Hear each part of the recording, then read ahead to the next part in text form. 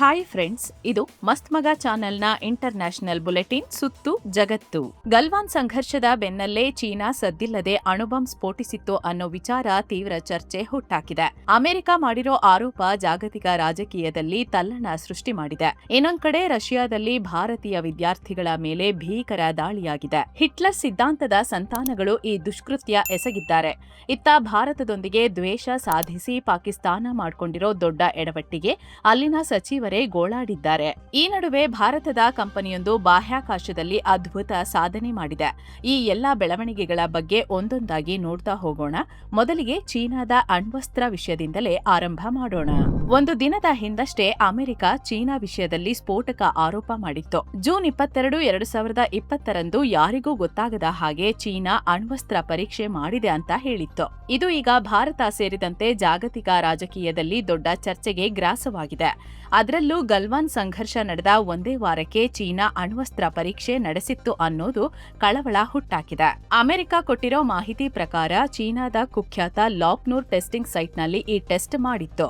ಡಿಕಪ್ಲಿಂಗ್ ಅನ್ನೋ ಟೆಕ್ನಿಕ್ ಬಳಸಿ ಚೀನಾ ಈ ಪರೀಕ್ಷೆ ಮಾಡ್ತು.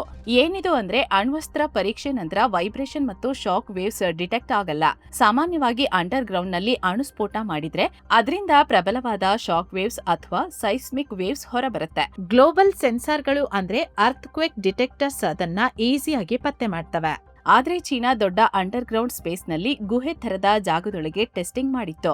ಅಲ್ಲಿ ಸ್ಫೋಟ ಆದಾಗ ಅದು ನೇರವಾಗಿ ಗೋಡೆಗಳಿಗೆ ಅಪ್ಪಳಿಸದೆ ದೊಡ್ಡ ಜಾಗ ಇರೋದ್ರಿಂದ ಅದರ ಎನರ್ಜಿ ಮೊದಲು ಖಾಲಿ ಜಾಗವನ್ನ ಆವರಿಸಿಕೊಳ್ತು. ನಂತರ ಗೋಡೆಗಳಿಗೆ ಅಪ್ಪಳಿಸ್ತು. ಆಗ ಅದರ ಫೋರ್ಸ್ ಕಡಿಮೆಯಾಗಿ ಸೈಸ್ಮಿಕ್ ವೇವ್ಸ್ ಡಿಟೆಕ್ಟ್ ಆಗಿಲ್ಲ ಅಂತ ಅಮೆರಿಕ ಹೇಳಿದೆ. ಅಮೆರಿಕದ US under secretary of state for arms control ಮತ್ತು ಇಂಟರ್ನ್ಯಾಷನಲ್ ಸೆಕ್ಯೂರಿಟಿ ಥೋಮಸ್ ಜಿ ಡಿನ್ಯಾನೋ ಈ ಆರೋಪ ಮಾಡಿದ್ದಾರೆ. ಇಷ್ಟು ಮಾತ್ರವಲ್ಲದೆ ಚೀನಾ ಕೇವಲ ಮೇಂಟೆನೆನ್ಸ್ಗಾಗಿ ಈ ಟೆಸ್ಟ್ ಮಾಡಿರಲಿಲ್ಲ, ಇದು ರೂಟೀನ್ ಟೆಸ್ಟ್ ಆಗಿರಲಿಲ್ಲ ಅಂತ ಹೇಳಿದ್ದಾರೆ. ಅಂದ್ರೆ ಇದು ಹೊಸ ರೀತಿಯ ಟೆಸ್ಟ್ ಅಂತ ಹೇಳಿದ್ದಾರೆ. ಇದು ಪ್ರಪಂಚದಾದ್ಯಂತ ಚೀನಾದ ಅಣ್ವಸ್ತ್ರಗಳ ಬಗ್ಗೆ ಅನುಮಾನ ಹುಟ್ಟುಹಾಕಿದೆ. ಅದರಲ್ಲೂ ಗಲ್ವಾನ್ ಸಂಘರ್ಷದ ನಂತರವೇ ಇದನ್ನ ಮಾಡಿದೆ ಅನ್ನೋದು ಭಾರತದ ಒಳಗೂ ನಾನಾ ರೀತಿಯ ಚರ್ಚೆಗೆ ಕಾರಣವಾಗಿದೆ. ಆದ್ರೆ ಪ್ರಪಂಚದಾದ್ಯಂತ ಅಣುಬಾಂಬ್ ಪರೀಕ್ಷೆಗಳ ಮೇಲೆ ಕಣ್ಣಿಡೋ CTBTO comprehensive nuclear test ban treaty organisation ಸಂಸ್ಥೆ ಅಮೆರಿಕದ ಮಾತನ್ನ ಅಲ್ಲಗಳೆದಿದೆ. ನಮ್ಮ ಹತ್ರ ಇರೋ ಇಂಟರ್ನ್ಯಾಷನಲ್ ಮಾನಿಟರಿಂಗ್ ಸಿಸ್ಟಮ್ ಪ್ರಕಾರ ಆ ಟೈಮ್ನಲ್ಲಿ ಯಾವುದೇ ಅಣುಬಾಂಬ್ ಟೆಸ್ಟ್ ನಡೆದಿಲ್ಲ, ಅದಕ್ಕೆ ಸಂಬಂಧಪಟ್ಟ ಯಾವ ಸಾಕ್ಷಿನೂ ಸಿಕ್ಕಿಲ್ಲ ಅಂತ ಈ ಜಾಗತಿಕ ಸಂಸ್ಥೆ ಹೇಳಿದೆ. ಸಾಮಾನ್ಯವಾಗಿ ಭೂಮಿಯ ಆಳದಲ್ಲಿ ಸ್ಫೋಟ ನಡೆದ್ರೆ ಭೂಕಂಪದ ಹಾಗೆ ವೈಬ್ರೇಷನ್ ಆಗತ್ತೆ. ಆದ್ರೆ ಆ ತರಹದ ಯಾವುದೇ ಸಿಗ್ನಲ್ ನಮಗೆ ಸಿಕ್ಕಿಲ್ಲ ಅಂತ ಇವರು ಹೇಳ್ತಿದ್ದಾರೆ. ಆದ್ರೆ ಈ ಸಂಸ್ಥೆಯ ಹೇಳಿಕೆ ಬಗ್ಗೆ ಅನೇಕರು ಅನುಮಾನ ವ್ಯಕ್ತಪಡಿಸುತ್ತಿದ್ದಾರೆ. ಯಾಕಂದ್ರೆ ಅಮೆರಿಕದ ಉನ್ನತ ಸಂಸ್ಥೆಯೇ ಇದು ಸೀಕ್ರೆಟ್ ಆಗಿ ನಡೆದಿದೆ ಅಂತ ಹೇಳಿದೆ. ಸೊ ಸಿಟಿಬಿಟಿಒ ಹತ್ರ ಚೀನಾದ ಟೆಸ್ಟ್ ಅನ್ನ ಮಾನಿಟರ್ ಮಾಡೋ ವ್ಯವಸ್ಥೆ ಇಲ್ಲದಿರಬಹುದು ಅಂತ ಅಭಿಪ್ರಾಯ ಪಟ್ಟಿದ್ದಾರೆ. ಅಮೆರಿಕ ಅಧಿಕೃತವಾಗಿ ಈ ಹೇಳಿಕೆ ನೀಡಿರೋದ್ರಿಂದ ಚೀನಾದ ಬಗ್ಗೆ ಸದ್ಯ ಎಲ್ರೂ ಅನುಮಾನದಿಂದ ನೋಡೋ ತರ ಮಾಡಿದೆ. ಅದರಲ್ಲೂ ಚೀನಾ ಎಂದಿನಂತೆ ಇದನ್ನ ಅಲ್ಲಗಳೆದಿದೆ. ಇನ್ನು ರಷ್ಯಾದಲ್ಲಿ ಭಾರತೀಯ ವಿದ್ಯಾರ್ಥಿಗಳ ಮೇಲೆ ಭೀಕರ ದಾಳಿಯಾಗಿದೆ. ಬಷ್ಕೋರ್ಟೋಸ್ತಾನ್ ಗಣರಾಜ್ಯದ ಉಫಾದ ಯೂನಿವರ್ಸಿಟಿಯ ಮೆಡಿಕಲ್ ಕಾಲೇಜು ಹಾಸ್ಟೆಲ್ನಲ್ಲಿ ಈ ಘಟನೆ ನಡೆದಿದೆ. ದುಷ್ಕರ್ಮಿಯೊಬ್ಬ ಏಕಾಏಕಿ ನುಗ್ಗಿ ಮಾರಕಾಸ್ತ್ರಗಳಿಂದ ಹಲ್ಲೆ ಮಾಡಿದ್ದಾನೆ. 4 ವಿದ್ಯಾರ್ಥಿಗಳು ಗಾಯಗೊಂಡಿದ್ದಾರೆ. ಗಾಯಾಳುಗಳನ್ನ ಆಸ್ಪತ್ರೆಗೆ ದಾಖಲಿಸಲಾಗಿದೆ.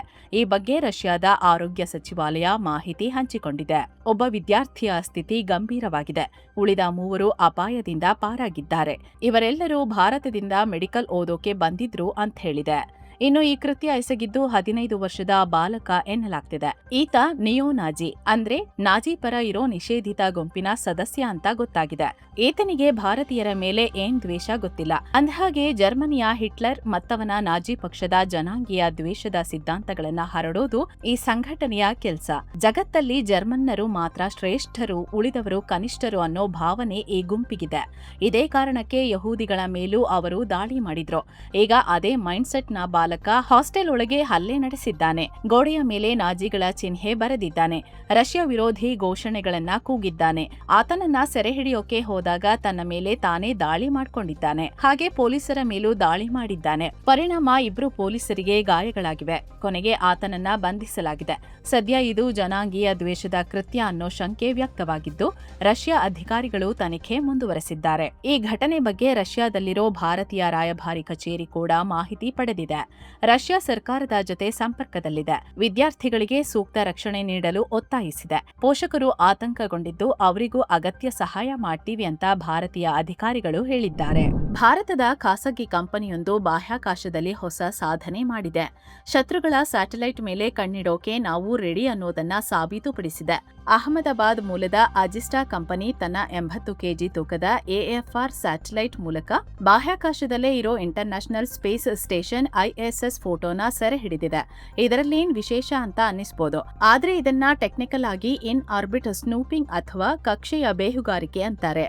ಸ್ಪೇಸ್ ಸ್ಟೇಷನ್ ಗಂಟೆಗೆ 28,000 ಕಿಲೋಮೀಟರ್ ವೇಗದಲ್ಲಿ ಚಲಿಸುವಾಗಲೂ ಈ ಫೋಟೋ ತೆಗೆಯಲಾಗಿದೆ. ಸಾಮಾನ್ಯವಾಗಿ ಸ್ಯಾಟಲೈಟ್ ಕೆಳಗೆ ಅಂದ್ರೆ ಭೂಮಿ ಕಡೆ ನೋಡುತ್ತೆ, ಆದ್ರೆ ಇದು ಪಕ್ಕದ ಸ್ಯಾಟಲೈಟ್ ಕಡೆ ನೋಡಿ ಫೋಟೋಗಳನ್ನ ತೆಗೆದಿದೆ. 2 ಬಾರಿ ನಡೆದ ಪ್ರಯೋಗವು 100% ಸಕ್ಸಸ್ ಕಂಡಿದೆ. ಖಾಸಗಿ ವಲಯದ ಈ ಸಾಧನೆ ಇಸ್ರೋಗೂ ದೊಡ್ಡ ಸಹಾಯ ಮಾಡಲಿದೆ. ನಾಳೆ ಇದೇ ಟೆಕ್ನಾಲಜಿ ಬಳಸಿ ಶತ್ರುಗಳ ಸ್ಯಾಟಲೈಟ್ ಏನ್ ಮಾಡ್ತಿದೆ ಅಂತ ಕದ್ದು ನೋಡಬಹುದು, ಅಥವಾ ಅವರು ನಮ್ಮ ಸ್ಯಾಟಲೈಟ್ ಮೇಲೆ ದಾಳಿ ಮಾಡೋಕೆ ಬಂದರೆ ಆ ಮಾಹಿತಿನೂ ಗೊತ್ತಾಗುತ್ತೆ. ಫೆಬ್ರವರಿ 3ರಂದು ಈ ಪ್ರಯೋಗ ನಡೆದಿದ್ದು 300 ಕಿಲೋಮೀಟರ್ ಮತ್ತು 245 ಕಿಲೋಮೀಟರ್ ದೂರದಿಂದ ಫೋಟೋ ಸೆರೆ ಸಿಕ್ಕಿದೆ. ಒಟ್ಟು 15 ಕ್ಲಿಯರ್ ಫೋಟೋಗಳನ್ನ ತೆಗೆದಿದ್ದಾರೆ. ಭಾರತದ ಬಾಹ್ಯಾಕಾಶ ರಕ್ಷಣೆಗೆ ಇದು ದೊಡ್ಡ ಬಲ ಅಂತ ರಕ್ಷಣಾ ತಜ್ಞರು ಅಭಿಪ್ರಾಯ ಪಟ್ಟಿದ್ದಾರೆ. ಇನ್ನು ಭಾರತದ ಔಷಧಿ ಇಲ್ಲದೆ ಪಾಕ್ ಹೈರಾಣಾಗಿದೆ ಅಂತ ಖುದ್ದು ಪಾಕಿಸ್ತಾನದ ಆರೋಗ್ಯ ಸಚಿವರು ಒಪ್ಪಿಕೊಂಡಿದ್ದಾರೆ. ಪಹಲ್ಗಾಮ್ ದಾಳಿಗೂ ಮೊದಲು ಪಾಕಿಸ್ತಾನ ಆರಾಮಾಗೇ ಇತ್ತು. Global alliance for vaccine and immunisation Gavi ಮೂಲಕ ಅತ್ಯಂತ ಕಡಿಮೆ ಬೆಲೆಯಲ್ಲಿ ಭಾರತದ ವ್ಯಾಕ್ಸಿನ್ ಪಾಕಿಸ್ತಾನವನ್ನ ತಲುಪಿತ್ತು. ಅರ್ಧ ಹಣ ಈ ಅಂತಾರಾಷ್ಟ್ರೀಯ ಸಂಸ್ಥೆ ಕೊಡ್ತಿದ್ರೆ ಇನ್ನರ್ಧ ಮಾತ್ರ ಪಾಕಿಸ್ತಾನ ಕೊಡ್ತಾ ಇತ್ತು. ಆದ್ರೆ ಪಹಲ್ಗಾಮ್ ದಾಳಿ ಬಳಿಕ ಇವೆಲ್ಲ ನಿಂತು ಹೋಗಿದೆ. ಭಾರತದ ವ್ಯಾಕ್ಸಿನ್ ಬಿಟ್ಟು ಕಾಸ್ಟ್ಲಿ ಆಗಿರೋ ಪಾಶ್ಚಿಮಾತ್ಯ ದೇಶಗಳ ವ್ಯಾಕ್ಸಿನ್ ಈಗ ಪಾಕಿಸ್ತಾನ ತಲುಪ್ತಿವೆ. ಪ್ರಸ್ತುತ $400 ಮಿಲಿಯನ್ ವಾರ್ಷಿಕ ವೆಚ್ಚದಲ್ಲಿ ಈ ವ್ಯಾಕ್ಸಿನ್ಗಳು ಪಾಕಿಸ್ತಾನಕ್ಕೆ ಬರ್ತಿದೆ. ಇದರ 49% ವೆಚ್ಚವನ್ನ ಗವಿ ಸಂಸ್ಥೆ ಭರಿಸಿದ್ರೆ 51% ಪಾಕಿಸ್ತಾನ ನೀಡುತ್ತೆ. ಆಲ್ರೆಡಿ ಪಾಶ್ಚಿಮಾತ್ಯ ದೇಶಗಳ ವ್ಯಾಕ್ಸಿನ್ ಇಂದ ಇಷ್ಟು ದುಬಾರಿ ಹಣ ಸುರಿತಿರೋ ಪಾಕಿಸ್ತಾನಕ್ಕೆ ಸದ್ಯದಲ್ಲೇ ಮತ್ತೊಂದು ಬರೇನು ಬೀಳುತ್ತೆ. 2031ರ ಹೊತ್ತಿಗೆ ಈ ವಾರ್ಷಿಕ ವೆಚ್ಚ $1.2 ಬಿಲಿಯನ್ ತಲುಪಲಿದೆ. ಅದೇ ಟೈಮ್ಗೆ ಅಂದ್ರೆ 2031ಕ್ಕೆ ಗವಿ ಕೂಡ ಹಣ ಸಹಾಯ ಮಾಡೋದು ನಿಲ್ಸುತ್ತೆ. ಹೀಗಾಗಿ ಕಂಪ್ಲೀಟ್ ವೆಚ್ಚವನ್ನ ಪಾಕಿಸ್ತಾನವೇ ಭರಿಸಬೇಕಾಗತ್ತೆ. ಇದರಿಂದ ಪಾಕಿಸ್ತಾನಕ್ಕೆ ಸಿಡಿಲು ಬಡಿದ ಹಾಗಾಗಿದೆ. ನಮಗೆ ಕಾಸ್ಟ್ ಎಫೆಕ್ಟಿವ್ ಆಗಿರೋ ಇಂಡಿಯನ್ ವ್ಯಾಕ್ಸಿನ್ ಸಿಗ್ತಿಲ್ಲ, ಇದರಿಂದ ನಮ್ಮ ಎಕಾನಮಿ ಮೇಲೆ ಭಾರಿ ಪ್ರೆಷರ್ ಬೀಳ್ತಿದೆ. ಹಿಂದೆ ಕೋವಿಡ್ ಸಮಯದಲ್ಲಿ ಭಾರತದ ಲಕ್ಷಾಂತರ COVID-19 ವ್ಯಾಕ್ಸಿನ್ ಪಡೆಯೋಕೆ ಗವಿ ಸಹಾಯ ಮಾಡಿತ್ತು ಅಂತ ಅಲ್ಲಿನ ಆರೋಗ್ಯ ಸಚಿವ ಮುಸ್ತಫಾ ಕಮಲ್ ಗೋಳಾಡಿದ್ದಾರೆ.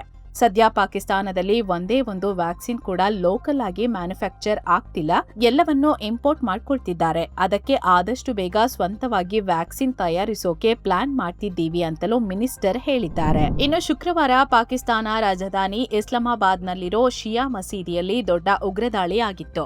ಈಗ ಪಾಕ್ 4ರನ್ನ ಅರೆಸ್ಟ್ ಮಾಡಿದೆ. ಇದರಲ್ಲಿ ದಾಳಿಯ ಮಾಸ್ಟರ್ ಮೈಂಡ್ ಅಫ್ಘಾನ್ ಪ್ರಜೆ ಕೂಡ ಇದ್ದಾನೆ ಅಂತ ಪಾಕ್ನ ಆಂತರಿಕ ಸಚಿವ ಮೊಹ್ಸಿನ್ ನಖ್ವಿ ಹೇಳಿದ್ದಾರೆ. ಇವರನ್ನ ಅರೆಸ್ಟ್ ಮಾಡುವಾಗ ಪಾಕ್ನ ಓರ್ವ ಭಯೋತ್ಪಾದನಾ ನಿಗ್ರಹ ಅಧಿಕಾರಿ ಸಾವನ್ನಪ್ಪಿದ್ದಾರೆ ಮತ್ತು 3 ಅಧಿಕಾರಿಗಳು ಗಾಯಗೊಂಡಿದ್ದಾರೆ ಅಂತ ಹೇಳಿದ್ದಾರೆ. ಇನ್ನ ಹಳೆ ಚಾಳಿಯನ್ನ ನಖ್ವಿ ಮುಂದುವರಿಸಿದ್ದಾರೆ. ದಾಳಿ ಮಾಡಿದವರಿಗೆ ಭಾರತ ಹಣ ಸಹಾಯ ಮಾಡಿದೆ, ಅವರಿಗೆ ಟಾರ್ಗೆಟ್ಗಳನ್ನ ಭಾರತವೇ ಕೊಟ್ಟಿತ್ತು ಅಂತ ಆರೋಪಿಸಿದ್ದಾರೆ. ಆದ್ರೆ ಇದನ್ನ ಈಗಾಗಲೇ ಭಾರತದ ವಿದೇಶಾಂಗ ಸಚಿವಾಲಯ ತಿರಸ್ಕಾರ ಮಾಡಿದೆ. ಈ ಆರೋಪವನ್ನ ಬೇಸ್ಲೆಸ್ ಅಂತ ಕರೆದಿದೆ. ಭಾರತ ಮಲೇಷ್ಯಾ ಮಧ್ಯೆ ಹಲವು ಒಪ್ಪಂದಗಳಾಗಿವೆ. ಸದ್ಯ ಮಲೇಷ್ಯಾ ಪ್ರವಾಸದಲ್ಲಿರೋ PM Modi Malaysia PM Anwar Ibrahim ಜೊತೆ ದ್ವಿಪಕ್ಷೀಯ ಸಭೆ ನಡೆಸಿದ್ದಾರೆ. ಈ ವೇಳೆ ಒಟ್ಟು 6 ಒಪ್ಪಂದಗಳಿಗೆ ಸಹಿ ಹಾಕಿದ್ದಾರೆ. ಇದರಲ್ಲಿ ಪ್ರಮುಖವಾಗಿ ಡಿಜಿಟಲ್ ಪೇಮೆಂಟ್, UPI, ಸೆಮಿಕಂಡಕ್ಟರ್ ರಕ್ಷಣೆ, ಆಯುರ್ವೇದ ಮತ್ತು ಸಿನಿಮಾಗೆ ಸಂಬಂಧಿಸಿದ ಆಡಿಯೋ ವಿಜುವಲ್ ಒಪ್ಪಂದಗಳಾಗಿವೆ. ಅದರಲ್ಲೂ ತಮಿಳು ಸಿನಿಮಾಗಳು, ಆ ಭಾಷೆ, ಸಂಸ್ಕೃತಿ ಉಭಯ ದೇಶಗಳನ್ನ ಇನ್ನಷ್ಟು ಹತ್ತಿರವಾಗಿಸಿದೆ ಅಂತ ಮೋದಿ ಮತ್ತು ಅನ್ವರ್ ಅವರು ಜಂಟಿ ಹೇಳಿಕೆ ನೀಡಿದ್ದಾರೆ. ಇನ್ನು ದ್ವಿಪಕ್ಷೀಯ ಸಭೆ ವೇಳೆ ಮೋದಿ ಭಯೋತ್ಪಾದನೆ ವಿರುದ್ಧ ಗುಡುಗಿದ್ದಾರೆ. ಭಯೋತ್ಪಾದನೆ ವಿಚಾರದಲ್ಲಿ ಯಾವುದೇ ಡಬಲ್ ಸ್ಟ್ಯಾಂಡರ್ಡ್ಸ್ ನಡೆಯಲ್ಲ, ರಾಜಿ ಪ್ರಶ್ನೆಯೇ ಇಲ್ಲ ಅಂತ ಹೇಳಿದ್ದಾರೆ. ಈ ಮೂಲಕ ಮಲೇಷ್ಯಾವನ್ನ ಪಾಕ್ನಿಂದ ದೂರ ಇರಿ ಅಂತ ಸಂದೇಶ ಕೊಟ್ಟಿದ್ದಾರೆ. ಇನ್ನು ಇಂಡೋ ಪೆಸಿಫಿಕ್ ಭಾಗವನ್ನ ಜಗತ್ತಿನ ಬೆಳವಣಿಗೆಯ ಎಂಜಿನ್ ಅಂತ ಮೋದಿ ಬಣ್ಣಿಸಿದ್ದಾರೆ. ಅಲ್ಲಿ ಶಾಂತಿ ಕಾಪಾಡುವುದು ನಮ್ಮ ಗುರಿ ಅಂದಿದ್ದಾರೆ. ಹಾಗೆ ರಕ್ಷಣೆ, ಸೆಮಿಕಂಡಕ್ಟರ್, ಕೃತಕ ಬುದ್ಧಿಮತ್ತೆ, ಎಐ ಮತ್ತು ಡಿಜಿಟಲ್ ತಂತ್ರಜ್ಞಾನ ಕ್ಷೇತ್ರದಲ್ಲಿ ಒಟ್ಟಾಗಿ ಕೆಲಸ ಮಾಡೋಕೆ ಇಬ್ಬರು ನಾಯಕರು ಒಪ್ಪಿಗೆ ಸೂಚಿಸಿದ್ದಾರೆ. ಭಾರತದ ವಾಯುಪಡೆಗೆ 114 ರಫೇಲ್ ಯುದ್ಧ ವಿಮಾನಗಳ ಖರೀದಿ ಬಹುತೇಕ ಖಚಿತವಾಗ್ತಿದೆ. ಕೆಲವೇ ದಿನಗಳಲ್ಲಿ ಫ್ರಾನ್ಸ್ ಅಧ್ಯಕ್ಷ ಇಮ್ಯಾನ್ಯುಯಲ್ ಮ್ಯಾಕ್ರನ್ ಭಾರತಕ್ಕೆ ಬರ್ತಿದ್ದಾರೆ. ಅದಕ್ಕೂ ಮುಂಚೆಯೇ ಡಿಫೆನ್ಸ್ ಅಕ್ವಿಸಿಷನ್ ಕೌನ್ಸಿಲ್ ಡಿಎಸಿ ಅಥವಾ ಭಾರತದ ರಕ್ಷಣಾ ಸ್ವಾಧೀನ ಮಂಡಳಿ ಇದಕ್ಕೆ ಒಪ್ಪಿಗೆ ಕೊಡೋ ಸಾಧ್ಯತೆ ಇದೆ. ರಕ್ಷಣಾ ಇಲಾಖೆಯ ಉನ್ನತಾಧಿಕಾರಿಗಳು ಈ ಮಾಹಿತಿ ಹಂಚಿಕೊಂಡಿದ್ದಾರೆ. ಮುಂದಿನ ವಾರವೇ ಡಿಫೆನ್ಸ್ ಮಿನಿಸ್ಟರ್ ರಾಜನಾಥ್ ಸಿಂಗ್ ನೇತೃತ್ವದಲ್ಲಿ ಮೀಟಿಂಗ್ ನಡೆಯಲಿದೆ. ಅಲ್ಲಿ ರಫೇಲ್ ಖರೀದಿಗೆ ಒಪ್ಪಿಗೆ ಸಿಗುತ್ತೆ. ಈ ಡೀಲ್ನ ಮೌಲ್ಯ 3.25 ಲಕ್ಷ ಕೋಟಿ ರೂಪಾಯಿ. ಇದು ಜಗತ್ತಿನ ಅತಿದೊಡ್ಡ ರಕ್ಷಣಾ ಒಪ್ಪಂದಗಳ ಸಾಲಲ್ಲಿ ಬರುತ್ತೆ. ಒಟ್ಟು 18 ವಿಮಾನಗಳು ನೇರವಾಗಿ ರೆಡಿ ಟು ಫ್ಲೈ ಮೋಡಲ್ಲಿ ಭಾರತಕ್ಕೆ ಬರಲಿವೆ. ಉಳಿದ 96 ವಿಮಾನಗಳು ಇಲ್ಲೇ ತಯಾರಾಗಲಿವೆ. ಮೇಕ್ ಇನ್ ಇಂಡಿಯಾ ಅಡಿಯಲ್ಲಿ ಭಾರತೀಯ ಕಂಪನಿ ಜೊತೆ ಫ್ರಾನ್ಸ್ ಕೈಜೋಡಿಸಲಿದೆ. ಈ 114 ವಿಮಾನಗಳಿಗಾಗಿ ಅಮೆರಿಕ ಸೇರಿದಂತೆ ಹಲವು ದೇಶಗಳ ಜೆಟ್ಗಳು ಪೈಪೋಟಿ ನಡೆಸಿದ್ವು. ಆದರೆ ವಾಯುಪಡೆ ಮತ್ತೆ ರಫೇಲ್ ಕಡೆಗೆ ಒಲವು ತೋರುತ್ತಿದೆ. ಶೀಘ್ರದಲ್ಲೇ ಅಧಿಕೃತ ಘೋಷಣೆ ಹೊರಬೀಳಲಿದೆ ಅಂತ ಅಧಿಕಾರಿಗಳು ಹೇಳಿದ್ದಾರೆ. ಬಾಂಗ್ಲಾದೇಶದಲ್ಲಿ ಅಲ್ಪಸಂಖ್ಯಾತ ಹಿಂದೂಗಳ ಮೇಲಿನ ದಾಳಿ ಮುಂದುವರೆದಿದೆ. ಈಗ ಅಲ್ಲಿನ ಹಿಂದೂಗಳ ಪ್ರಮುಖ ನಾಯಕ ಹಾಗೂ ಬಾಂಗ್ಲಾ ಮಾಜಿ ಮಂತ್ರಿ, ಅವಾಮಿ ಲೀಗ್ ಪಕ್ಷದ ಹಿರಿಯ ಮುಖಂಡ ರಮೇಶ್ ಚಂದ್ರ ಸೇನ್ ಕಸ್ಟಡಿಯಲ್ಲೇ ಸಾವನ್ನಪ್ಪಿದ್ದಾರೆ. ಶೇಖ್ ಹಸೀನಾ ಸರ್ಕಾರ ಪದಚ್ಯುತಗೊಂಡ ನಂತರ ಇವರ ಮೇಲೆ ಕೊಲೆ ಕೇಸ್ ಹಾಕಿದ್ರು. ದಿನಾಜ್ಪುರ ಜೈಲಿನಲ್ಲಿದ್ದ ಅವರಿಗೆ 85 ವರ್ಷ ವಯಸ್ಸಾಗಿತ್ತು. ಇವರ ಆರೋಗ್ಯ ಹದಗೆಟ್ಟ ಹಿನ್ನೆಲೆ ಅವರನ್ನ ಮೆಡಿಕಲ್ ಕಾಲೇಜು ಆಸ್ಪತ್ರೆಗೆ ಸೇರಿಸಲಾಗಿತ್ತು. ಆದರೆ ಅಲ್ಲಿ ಚಿಕಿತ್ಸೆ ಫಲಿಸದೆ ಮೃತಪಟ್ಟಿದ್ದಾರೆ. ಆದರೆ ಬಾಂಗ್ಲಾ ಚುನಾವಣೆಗೆ ಕೇವಲ 4 ದಿನ ಇರುವಾಗಲೇ ಈ ಘಟನೆ ಆಗಿರೋದು ತೀವ್ರ ಚರ್ಚೆಗೆ ಕಾರಣವಾಗ್ತಿದೆ. ಇವರದ್ದು ಸಹಜ ಸಾವಲ್ಲ, ಜೈಲಿನಲ್ಲೇ ಸರಿಯಾದ ಚಿಕಿತ್ಸೆ ನೀಡದೆ ಸಾಯುವಂತೆ ಮಾಡಲಾಗಿದೆ ಅಂತ ಅವರ ಬೆಂಬಲಿಗರು ಆರೋಪ ಮಾಡಿದ್ದಾರೆ. 5 ಬಾರಿ ಸಂಸದರಾಗಿದ್ದ ಇವರು ಹಿಂದೆ ಬಾಂಗ್ಲಾದ ಜಲಸಂಪನ್ಮೂಲ ಸಚಿವರಾಗಿದ್ದರು. ವಿಪರ್ಯಾಸ ಅಂದ್ರೆ ಇವರ ಕುಟುಂಬದವರು ಜೀವ ಭಯದಿಂದ ತಲೆಮರೆಸಿಕೊಂಡಿದ್ದು, ಅಂತ್ಯ ಸಂಸ್ಕಾರ ಮಾಡೋಕೆ ಕೂಡ ಯಾರೂ ಇಲ್ಲದ ಪರಿಸ್ಥಿತಿ ನಿರ್ಮಾಣವಾಗಿದೆ. ಕಾಶ್ಮೀರದ ಸೌಂದರ್ಯ ನೋಡೋಕೆ 7 ಸ್ಯಾಂಡ್ಸ್ ಟೂರಿಸಂ ಬೆಸ್ಟ್ ಪ್ಯಾಕೇಜ್ ತಂದಿದೆ. ಏಪ್ರಿಲ್ 2ಕ್ಕೆ ಹೊರಡೋ ಈ 6 ದಿನದ ಟೂರ್ಗೆ ಜಸ್ಟ್ 53,700 ರೂಪಾಯಿ. ಇದರಲ್ಲಿ flight ticket, hotel, house boat, ಊಟ, ಗುಲ್ಮಾರ್ಗ್ ಕೇಬಲ್ ಕಾರ್ ಎಲ್ಲ ಸೇರಿದೆ. ಲಿಮಿಟೆಡ್ ಸೀಟ್ಸ್ ಇದೆ. ಸ್ಕ್ರೀನ್ ಮೇಲಿರೋ ನಂಬರ್ಗೆ ಈಗಲೇ ಕರೆ ಮಾಡಿ ಬುಕ್ ಮಾಡಿ. ಅಮೆರಿಕದ ಟೆಕ್ಸಾಸ್ ಸಂಸದ ಬ್ರಾಂಡನ್ ಗಿಲ್ ನೀಡಿದ ಹೇಳಿಕೆ ತೀವ್ರ ಚರ್ಚೆಗೆ ಗ್ರಾಸವಾಗಿದೆ. ಏನ್ ಹೇಳಿದ್ರು ಅಂದ್ರೆ, ನಮ್ಮ ಟೆಕ್ಸಾಸ್ನ ಡಲ್ಲಾಸ್ ಕಡೆ ಹೋದ್ರೆ ಅಮೆರಿಕದಲ್ಲಿ ಇದ್ದೀವಿ ಅಂತಾನೆ ಅನ್ನಿಸಲ್ಲ, ಯಾವುದೋ ಪಾಕಿಸ್ತಾನದ ಮಾಲ್ನಲ್ಲಿ ಇದ್ದೀವಿ ಅನಿಸುತ್ತೆ ಅಂತ ಹೇಳಿದ್ರು. ಅಲ್ಲಿ ವಿಪರೀತ ಮಸೀದಿಗಳು ತಲೆ ಎತ್ತುತ್ತಿವೆ, ಇಸ್ಲಾಮೀಕರಣ ಜೋರಾಗಿದೆ, ನಮ್ಮ ಸಂಸ್ಕೃತಿ ಹಾಳಾಗ್ತಿದೆ ಅಂತ ಆತಂಕ ವ್ಯಕ್ತಪಡಿಸಿದ್ರು. ಆದ್ರೆ ಇದಕ್ಕೆ ಅಲ್ಲಿನ ಕೆಲವರು ವಿರೋಧ ವ್ಯಕ್ತಪಡಿಸಿದ್ದಾರೆ. ಬ್ರಾಂಡನ್ ಗಿಲ್ ಹೆಂಡತಿ ಡೇನಿಯಲ್ ಡಿಸೋಜಾ, ಇವರು ಭಾರತೀಯ ಮೂಲದ ಲೇಖಕ ದಿನೇಶ್ ಡಿಸೋಜಾ ಮಗಳು. ತಮ್ಮ ಹೆಂಡತಿನ ಖುಷಿಪಡಿಸೋಕೆ ಪಾಕಿಸ್ತಾನದ ಹೆಸರು ಹೇಳ್ತಿದ್ದಾರೆ. ಇದು ಇಸ್ಲಾಮೋಫೋಬಿಯಾವನ್ನ ತೋರಿಸುತ್ತೆ ಅಂತ ಹೇಳಿದ್ದಾರೆ. ಇನ್ನು ಮಧ್ಯಪ್ರಾಚ್ಯದ ಹೈಡ್ರಾಮಾಕ್ಕೆ ಹೊಸ ಟ್ವಿಸ್ಟ್ ಸಿಕ್ಕಿದೆ. ಶೀಘ್ರದಲ್ಲೇ ಅಮೆರಿಕ ಅಧ್ಯಕ್ಷ ಟ್ರಂಪ್ನ ಇಸ್ರೇಲ್ ಪಿಎಂ ನೆತನ್ಯಾಹು ಭೇಟಿಯಾಗಲಿದ್ದಾರೆ. ಈ ವೇಳೆ ಟ್ರಂಪ್ ಮುಂದೆ ನೆತನ್ಯಾಹು 2 ಡಿಮ್ಯಾಂಡ್ ಇಡೋಕೆ ರೆಡಿಯಾಗಿದ್ದಾರೆ. ಮೊದಲನೇದಾಗಿ, ಇರಾನ್ನ ಕ್ಷಿಪಣಿ ಕಾರ್ಯಕ್ರಮಕ್ಕೆ ಶಾಶ್ವತವಾಗಿ ಬ್ರೇಕ್ ಹಾಕಲೇಬೇಕು. ಎರಡನೇದಾಗಿ, ಇರಾನ್ ದುಡ್ಡು ಕೊಟ್ಟು ಸಾಕಿರೋ ಪ್ರಾಕ್ಸಿ ಉಗ್ರ ಪಡೆಗಳ ಕಥೆ ಮುಗಿಸಬೇಕು ಅಂತ ಟ್ರಂಪ್ಗೆ ಹೇಳಲಿದ್ದಾರೆ ಅಂತ ನೆತನ್ಯಾಹು ಅವರ ಪಿಎಂ ಕಚೇರಿ ಅಧಿಕಾರಿಗಳು ಮಾಹಿತಿ ನೀಡಿದ್ದಾರೆ. ಇನ್ನೊಂದ್ ಕಡೆ ಇರಾನ್ ಮಹತ್ವದ ಹೇಳಿಕೆ ಕೊಟ್ಟಿದೆ. ಅಮೆರಿಕ ಜೊತೆಗಿನ ಮಾತುಕತೆಯಲ್ಲಿ ನ್ಯೂಕ್ಲಿಯರ್ ಸಮಸ್ಯೆ ಬಗ್ಗೆ ಮಾತ್ರ ಫೋಕಸ್ ಮಾಡ್ತೀವಿ. ನಮ್ಮ ಮಿಸೈಲ್ಗಳ ಬಗ್ಗೆ ಅವರು ಯಾವುದೇ ತಡೆ ಒಡ್ಡೋಕೆ ಆಗಲ್ಲ. ಅದು ನಮ್ಮ ಭದ್ರತೆಗೆ ತುಂಬಾ ಮುಖ್ಯ ಅಂತ ಇರಾನ್ನ ವಿದೇಶಾಂಗ ಸಚಿವರು ಹೇಳಿದ್ದಾರೆ. ಇನ್ನು ರಷ್ಯಾ ಯುಕ್ರೇನ್ ಯುದ್ಧ ಜೂನ್ ಅಂತ್ಯಕ್ಕೆ ಕೊನೆಗೊಳ್ಳಬಹುದು.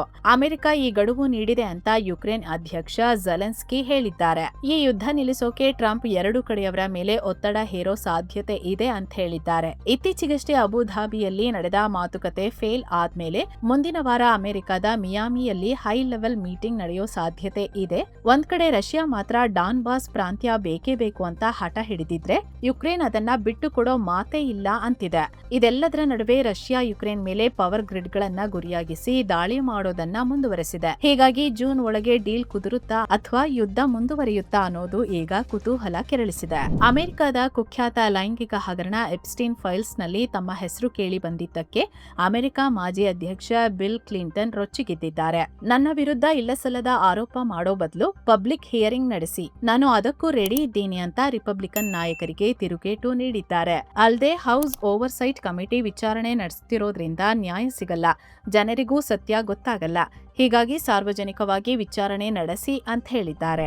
ಇನ್ನೊಂದ್ ಕಡೆ ಈ ಎಪ್ಸ್ಟೀನ್ ಫೈಲ್ಸ್ ಎಫೆಕ್ಟ್ ಈಗ ಫ್ರಾನ್ಸ್ಗೂ ತಟ್ಟಿದೆ. ಮಾಜಿ ಸಚಿವ ಜಾಕ್ ಲಾಂಗ್ ತಮ್ಮ ಹುದ್ದೆಗೆ ರಾಜೀನಾಮೆ ನೀಡಿದ್ದಾರೆ. ಇವರು ಪ್ಯಾರಿಸ್ನ ಪ್ರತಿಷ್ಠಿತ ಅರಬ್ ವರ್ಲ್ಡ್ ಇನ್ಸ್ಟಿಟ್ಯೂಟ್ ಮುಖ್ಯಸ್ಥರಾಗಿದ್ರು. ಅಮೆರಿಕ ಬಿಡುಗಡೆ ಮಾಡಿದ ಹೊಸ ಎಪ್ಸ್ಟೀನ್ ಫೈಲ್ಸ್ ನಲ್ಲಿ ಇವರ ಹೆಸರು 700 ಸಲ ಉಲ್ಲೇಖ ಆಗಿದೆ. ಇವರ ಮಗಳು ಕ್ಯಾರೋಲಿನ್ ಲಾಂಗ್ ಹೆಸರು ಕೂಡ ಇದರಲ್ಲಿ ತಳುಕು ಹಾಕಿಕೊಂಡಿದೆ.